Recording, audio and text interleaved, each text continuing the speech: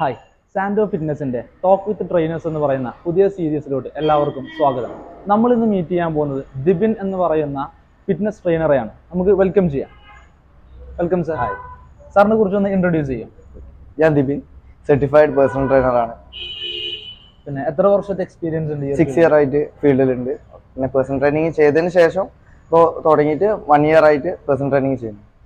അപ്പോൾ സാർ ഒരു body builder കൂടിയാണല്ലോ. അതെ അതെ. അപ്പോൾ എന്തൊക്കെയാണ് അതിലുള്ള അച്ചീവ്മെന്റ്സ് എന്തൊക്കെയാണ്? അതിൽ കാലിക്കറ്റ് 4 ടൈം ഗോൾഡും ഈ ടൈമിലാണ് സിൽവർ മെഡൽ അടിച്ചത്. പിന്നെ മിസ്റ്റർ കേരള ഈ തവണ 3rd കിട്ടിയിരുന്നു. പിന്നെ സൗത്ത് ഇന്ത്യ 2nd ആയിരുന്നു ഇപ്രാവശ്യം ലാസ്റ്റ് അടിച്ചത്. ഓക്കെ, അപ്പോൾ എനിക്ക് സ്വാഭാവികമായിട്ടും ചോദിക്കാനുള്ള ഒരു ചോദ്യം, ആസ് എ ട്രെയിനർ എങ്ങനെ പോകുന്നു ലൈഫും കാര്യങ്ങളൊക്കെ? ട്രെയിനർ എന്ന് പറയുമ്പോൾ അത്ര പുറത്തുനിന്ന് കാണുമ്പോൾ നല്ല സുഖമാണെങ്കിലും ഫിനാൻഷ്യലി കുറച്ച് സീനാണ്. കാരണം ബോഡി ബിൽഡിങ്ങും ഇതും കൂടിയും ഒരുമിച്ച് കൊണ്ടുവന്നതിനെ കൊണ്ട് ചെറിയ ബുദ്ധിമുട്ടുണ്ട്. പക്ഷെ എന്നാലും നമ്മൾ ട്രെയിനിങ് സ്റ്റാർട്ട് ചെയ്യുന്ന ടൈമിൽ ഈ ബോഡി ബിൽഡിങ്ങിലേക്ക് ഇതിലേക്ക് വരുന്ന ടൈമിൽ ഒരു സ്പോൺസർ ഉണ്ടെങ്കിലായിരിക്കും കുറച്ചും കൂടി വൃത്തിക്ക് നമുക്ക് കൊണ്ടുപോകാൻ പറ്റുള്ളൂ. പക്ഷെ നമുക്ക് അതിനനുസരിച്ചുള്ള പരിമിതിയിലൂടെ 2 പ്രൊഫഷനും കൂടി ഒരുമിച്ച് പുഷ് ചെയ്യാൻ പറ്റുള്ളൂ. ആ ഒരു പ്രശ്നം പേഴ്സണൽ ട്രെയിനിങ് മാത്രമേ ആണെങ്കിൽ കുഴപ്പമില്ല, അത്യാവശ്യം.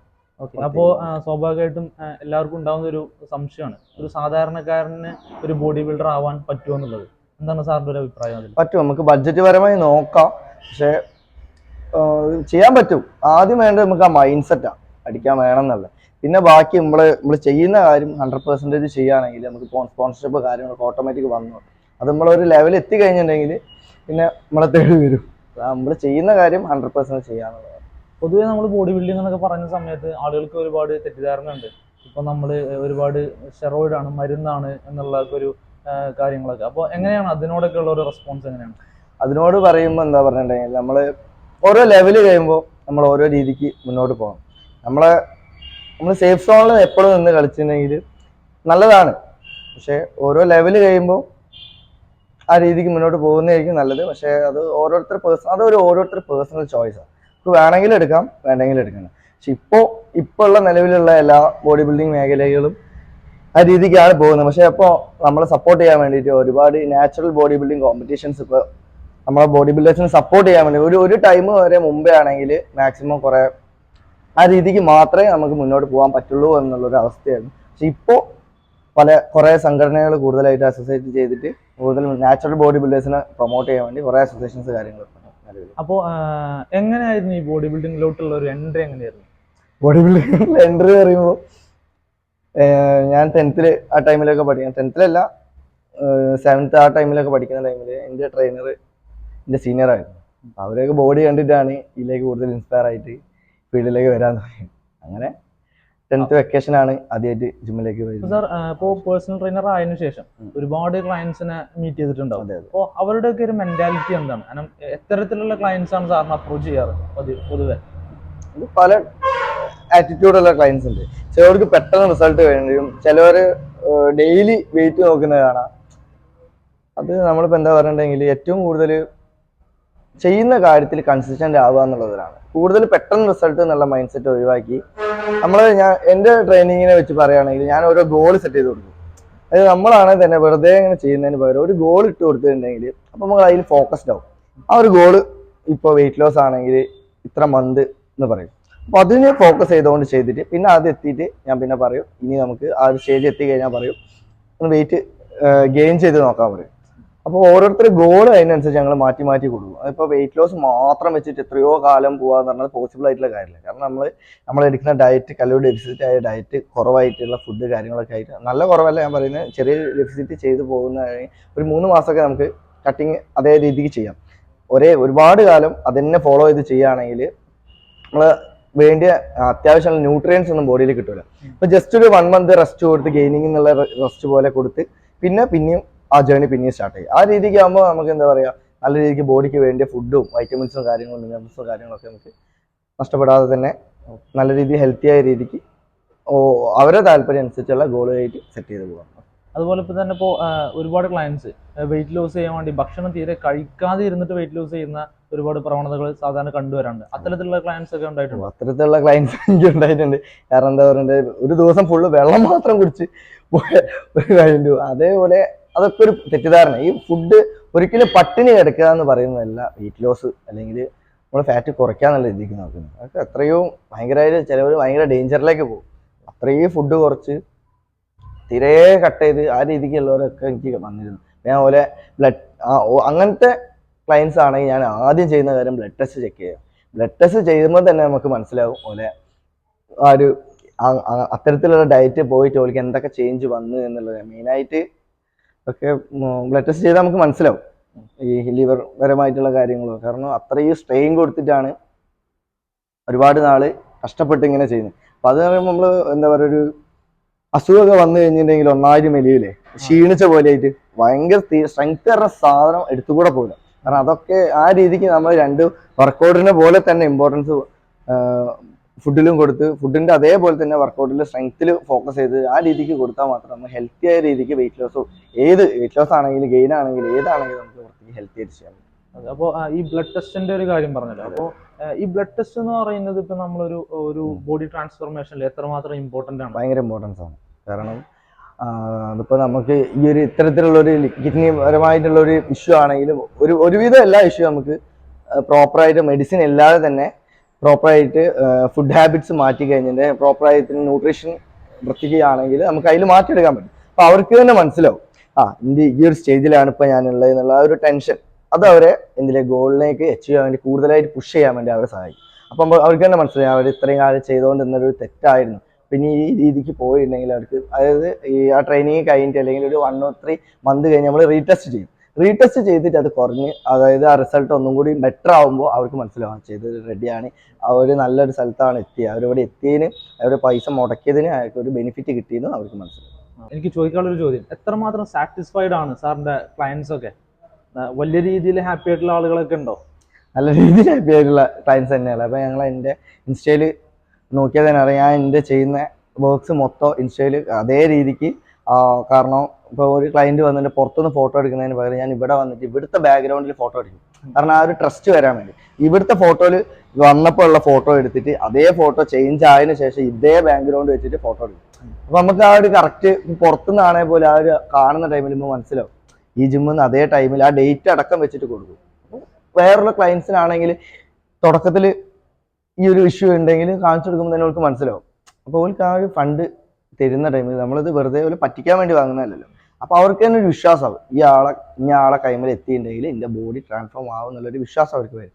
ഈ രണ്ടാമത്തെ കാര്യം കഴിഞ്ഞിട്ട് ഇതിന് മുമ്പുള്ള ക്ലയൻസ് വരെ നമ്മൾ ചോദിച്ച് പിന്നെയും തിരിച്ചു വന്നിട്ടുണ്ട്. അതെ അതെ, അപ്പോൾ ഒരു ഭയങ്കര സന്തോഷമാണ്. അപ്പോൾ ഇപ്പോൾ പല ആളുകൾക്കും പേഴ്സണൽ ട്രെയിനിങ് നോക്കി കാണുന്ന ഒരു രീതിയുണ്ട്. എന്തിനാണ് പേഴ്സണൽ ട്രെയിനിങ് എടുക്കേണ്ടത്? കാരണം അതല്ലാതെ തന്നെ നമുക്ക് വർക്കൗട്ട് ചെയ്താലും ഫാറ്റ് ലോസ് ചെയ്യാൻ പറ്റും, അല്ലെങ്കിൽ വേണ്ട റിസൾട്ട് അച്ചീവ് ചെയ്യാൻ പറ്റുമല്ലോ എന്നുള്ള ഒരു ധാരണയുണ്ട് ആളുകൾക്ക്. അപ്പോൾ എന്താണ് അതിനെ കുറിച്ച് സാറിന്റെ ഒരു അഭിപ്രായം? പേഴ്സണൽ ട്രെയിനിങ് വേണോ അതോ വേണ്ടത്? പേഴ്സണൽ ട്രെയിനിങ് എടുക്കണമെന്ന് അത്യാവശ്യം നിങ്ങളൊരു ഫിറ്റ്നസ് എൻതൂസിസ്റ്റ് ആണെങ്കിൽ നമ്മൾ ജിമ്മിൽ ആദ്യം വരുന്നുണ്ടെങ്കിൽ ഇഞ്ചുറീസ് ആണ് ഫസ്റ്റ് പ്രൈമറി. ഞാനൊക്കെ ജിമ്മിൽ വന്ന ടൈമിലൊക്കെ ഒരുപാട് വർക്കൗട്ട് ചെയ്ത ടൈമിലൊക്കെ കുറേ ഇഞ്ചുറീസ് കാര്യങ്ങളൊക്കെ വരും. കാരണം ഈ ടെന്നീസ് എൽബോ അങ്ങനത്തെ ടെന്നീസ് എൽബോ ആണ് ഏറ്റവും മെയിനായിട്ട് വരുന്ന ഇഞ്ചുറീസ്. കാരണം നമ്മൾ ആ ഒരു വർക്കൗട്ട് ചെയ്യുമ്പോൾ അതിൻ്റെ ഫോം കറക്റ്റാക്കി ആ രീതിക്ക് തന്നെ ചെയ്യുന്നതാണ് ഏറ്റവും ബെറ്റർ. കാരണം ഒരു പേഴ്സണൽ ട്രെയിനർക്ക് കറക്റ്റ് അറിയാം. ഇപ്പോൾ എൻ്റെ കയ്യിൽ ഒരു ക്ലയൻറ്റ് ഉണ്ടെങ്കിൽ ആ ഒരാളെ ബോഡി മനസ്സിലാക്കാൻ തന്നെ എനിക്ക് 2-3 മാസം അല്ല 1-2 മാസം മാക്സിമം എടുക്കും. അത് എടുത്തു കഴിഞ്ഞാൽ പിന്നെ എനിക്ക് കറക്റ്റ് ഫോമിൽ അത് എന്ത് സാധനം കൊടുത്താൽ ഓരോ ടൈമിൽ ഏത് സാധനം ആ രീതിക്കുള്ള വർക്കൗട്ട്സ് കാര്യങ്ങളൊക്കെ മാറ്റി നമ്മൾ ആ പുഷ് ചെയ്തുകൊണ്ടാണ് പോവുക. അതായത് തീരെ എന്താ പറയുക സ്റ്റെക്ക് ആവാതെ, അതായത് അവരെ സാറ്റിസ്ഫാക്ഷൻ ആണ് ഏറ്റവും മെയിൻ. ആ ഒരു വർക്കൗട്ട് കാര്യങ്ങളൊക്കെ ആ രീതിക്ക് തന്നെ കൊണ്ടുപോകാൻ പറ്റും. ഇഞ്ചുറീസ് എന്ന് പറയുന്ന സാധനം നമുക്ക് ഒരുപാട് കുറയ്ക്കാൻ പറ്റും. ഇഞ്ചുറീസ് വരും, പേഴ്സണൽ ട്രെയിനിങ് എടുത്താലും ചിലപ്പോൾ ബാക്ക് പെയിനോ അല്ല ബാക്ക് സാധനങ്ങളൊക്കെ വരും. കാരണം അത് വർക്കൗട്ടിന്റെ ഭാഗമാണ്. പക്ഷെ അത് ആ പ്രോപ്പറായ ടൈമിൽ തന്നെ. ഇപ്പം എൻ്റെ ക്ലയൻറ്റിനാണ് ഇപ്പോൾ ഒരു ബാക്കിന് ഒരു ഇഞ്ചുറി പറ്റിയെന്ന് പറഞ്ഞാൽ ഞാൻ ആദ്യം പറയുക പ്രൈമറി ആയിട്ടുള്ള ഫസ്റ്റ് എയ്ഡ് കാര്യങ്ങൾ പ്രോപ്പറായി കൊടുക്കും. അതായത് ഇപ്പോൾ എക്സാമ്പിൾ ഇപ്പോൾ ഒരു ബാക്ക് പെയിൻ ഇപ്പോൾ ഡെഡ് ലിഫ്റ്റ് ഒക്കെ അടിക്കുന്ന ടൈമിൽ ആണിപ്പോൾ അഥവാ കിട്ടിപ്പോയി എന്ന് വിചാരിക്കുകയാണെങ്കിൽ നമ്മൾ ടെൻഷൻ ആവല്ലോ.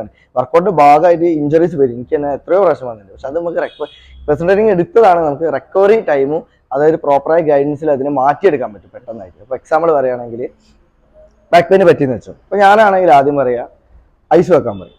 ഐസ് വെച്ചതിൻ്റെ ഗുണം എന്താ പറയുക, ഒരു 50% ഇഞ്ചുറീസിനെ അത് റിക്കവർ ആവാനുള്ള ടൈം 50% കൂട്ടും. രണ്ടാമത് കംപ്രഷൻ ചെയ്യാൻ പറയും. ആ രീതിക്ക് ഗൈഡ് കൊടുത്തിട്ട് എന്നിട്ട് എന്ത് ചെയ്യും, അത് വെച്ച് നിൽക്കാതെ അപ്പം തന്നെ ഫിസിഷ്യനാണ് നമ്മൾ റെക്കമെൻഡ് ചെയ്യുക. ഡോക്ടറെ കാണിക്കണം എന്ന് പറയും. അത് കാണിച്ച് അത് പ്രോപ്പറായ ഗൈഡൻസിൽ കാണിച്ചിട്ടുണ്ടെങ്കിൽ ഒരു 3 ദിവസത്തെ പരിപാടികൾ ഓർക്ക് അത് വൃത്തിക്ക് ഓലെ എത്രയോ നമ്മളെക്കാളൊക്കെ എത്രയോ ഫീൽഡിലാണ് നിന്ന് ചെയ്തത്. ഓരോ അത് 2-3 ദിവസം കൊണ്ട് പ്രോപ്പറായ രീതിക്ക് റെസ്റ്റ് കൊടുക്കും. 3 ദിവസം ലീവ് എടുത്തോ ആ റെസ്റ്റ് ഇട്ട് കറക്റ്റ് പറഞ്ഞ പോലെ പോയിട്ടുണ്ടെങ്കിൽ അവർക്ക് വൃത്തിക്ക് അത് മാറ്റിയെടുക്കാവുന്നതേ ഉള്ളൂ. കാരണം മസിൽ സ്ട്രെയിനിലാണ് അതിന് പറയാം.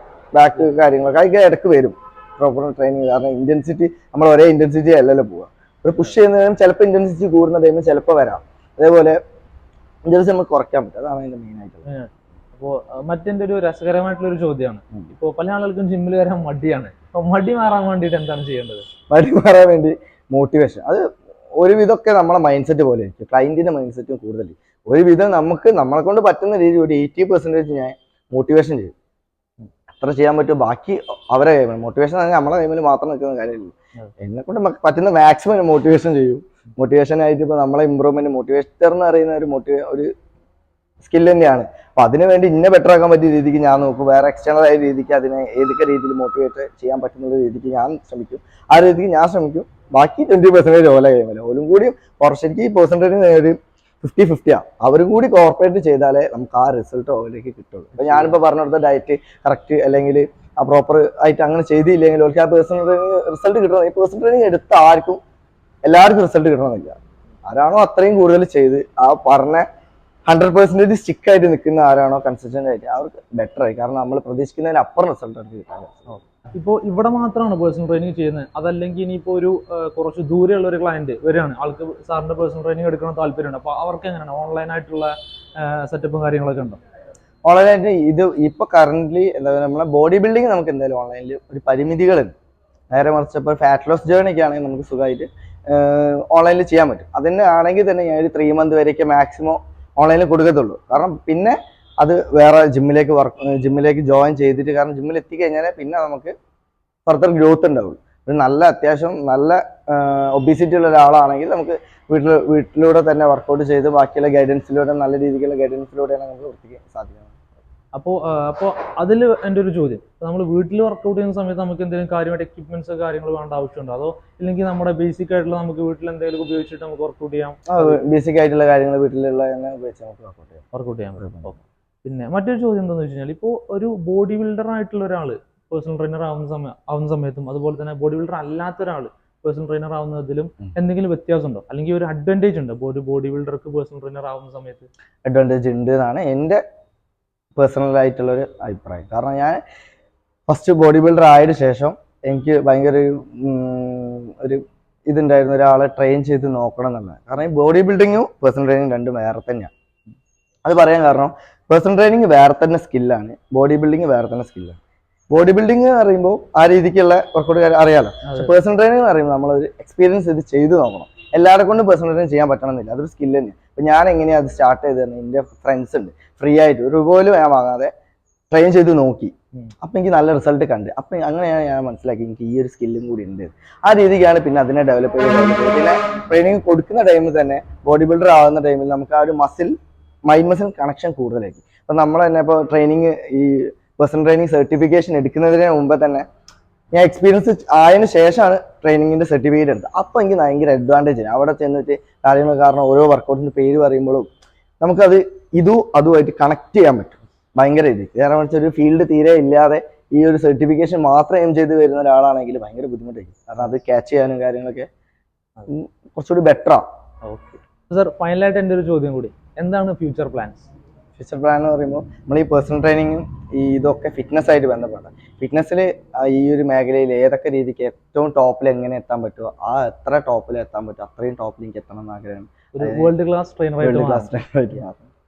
ഓക്കെ, എന്തായാലും ഒരുപാട് നന്ദി സർ, ഒരുപാട് ഇൻഫർമേഷൻസ് പങ്കുവെച്ചതിന്. അപ്പോൾ that's all. It's me Hisham Mudatheri from Sando fitness.